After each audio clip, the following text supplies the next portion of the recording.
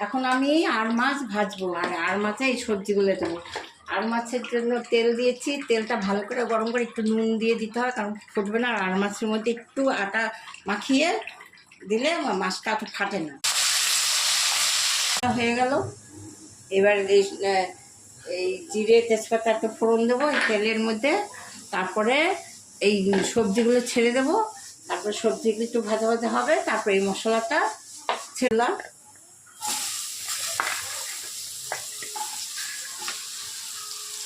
সবজিটা একটু ভাজা ভাজা করবো, তারপরে এই মশলাটা ছাড়বো।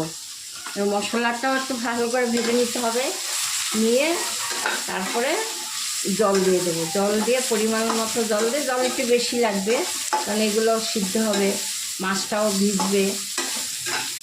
মশলার মধ্যে সব কিছু দেওয়া আছে, নুন, হলুদ, টমেটো, জিরে, কাঁচা লঙ্কা সব একসাথে দিয়ে পেস্ট করেছি। ঝোল পেঁয়াজ রসুন ছাড়া পাতলা ঝোল। এবার গন্ধ লেবু দিয়ে মেখে গরম ভাতটা খাবেন, খেয়ে দেখবেন ভালো লাগবে। মশলাটা ভালো করে কষিয়ে নিলাম, এবার আমি জল দেব। জলটা একটু বেশি করে দিতে হবে, কারণ সবজিগুলো সিদ্ধ হবে, মাছটা হবে ভিজবে। মাছটাকে ছাড়বো, 5 মিনিট সময় লাগবে মাছটা ফুটতে।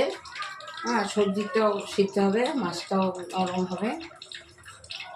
সব মশলা খুব হালকা রান্না। হ্যাঁ, লেবু দিয়ে গরম ভাতে খেয়ে দেখবেন ভালো লাগবে। আপনারাও বানান। হ্যাঁ,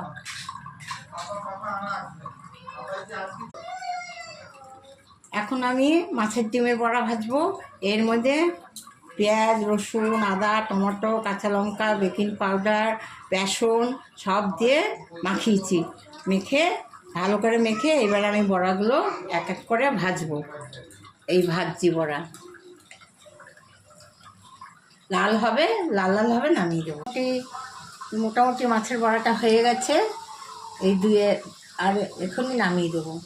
চাট মশলাটা বিট নুন দিয়ে খেলে খুব ভালো লাগবে।